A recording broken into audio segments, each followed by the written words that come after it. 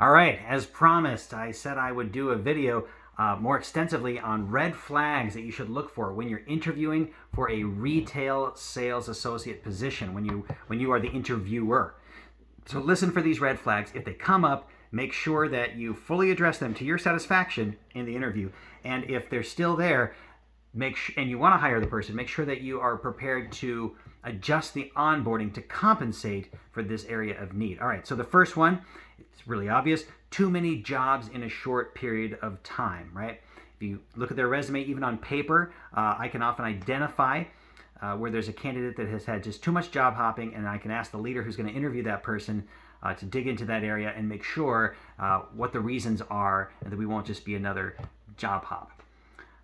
Another one is not enough tenure in any jobs, right? There can be explanations for this that are adequate, right? There might be things going on in that person's life that explain it, but we want to make sure that they're able to stay with a company for long enough to make it worth our while to take a chance on that person.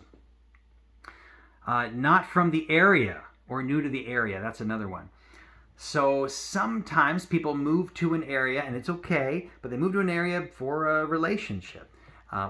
Then sometimes the job and their continuing employment in that company seems to be contingent upon that relationship working out.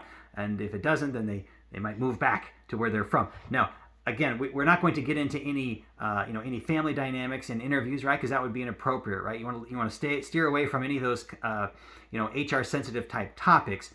But it's okay to ask questions if someone's new in an area, like, oh, what brought you here, and get an understanding of where they're at, what their expectations are for staying in the area, right? They might also have come there for another job opportunity that didn't work out, and they haven't moved back to where they're from yet. But they are looking for a source of income right now. So you need to dig into that one. If they have no sales experience, I talked about that a little bit on another video, but that's a huge red flag. It actually doesn't mean you can't hire that person, but you really got to adjust their onboarding to compensate for that.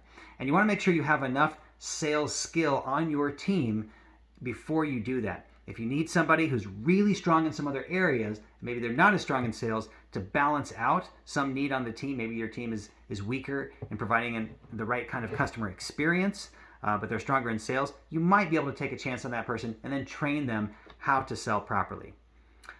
Having a high tenure in a different industry and no experience in your industry, right? So if their passion, for example, say is in healthcare, they've always worked in healthcare their entire life, for 10 years, 15 years, 20 years, and then all of a sudden they're applying to a retail job at your company.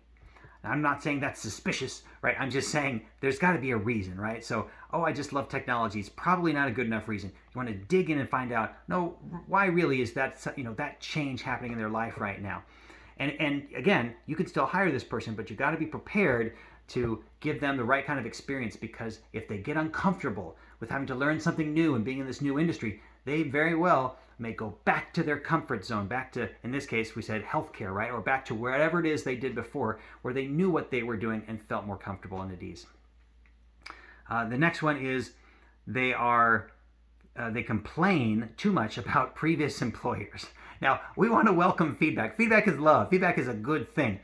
But if every example of a previous job that somebody has left comes with a story about how awful their employers were and all the terrible things that they did, and I'm not saying that doesn't happen in real life. Of course it does, and it's awful, and it's not fair to the associate. But if their entire resume becomes one long string of extenuating circumstances, that should definitely give you pause. The next one is being overly concerned about pay, benefits, and hours. They should be asking about some of those things. That's normal, and that's totally appropriate in the interview. But if they have no questions about anything except for pay, benefits, and hours, I might get a little bit concerned, especially if they're extremely focused on the fixed pay only, and it's a retail sales job that allows them to gain money through commission or bonuses based on their sales performance.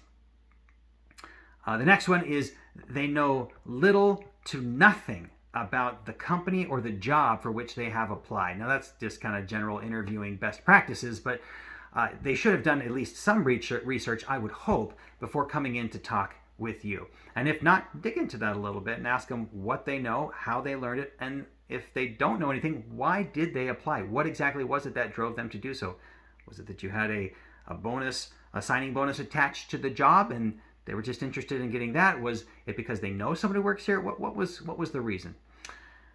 And then there's a really obvious one that's a red flag. That's might be just a reason to end the interview there. But if there's any inappropriate or unprofessional, offensive language, behavior, or attire that you really couldn't tolerate from an associate working for you, then you're not going to want to tolerate that from a candidate that came in to interview. It's got to be respectful. And again, this is the best self that they are presenting to you. So if there is something that's worse than that, you're going to see it on the job. Make sure that you're at least happy with the best self that they can present you when they're in self-promoting, self-selling mode, which they always are typically in an interview. So I hope these red flag tips are helpful as you go through interviewing. If you haven't checked it out yet, be sure to take a look at my 5 principles of retail leadership. I'm creating a series of 5 different videos there that you can view. For more information, I hope it helps. Thanks.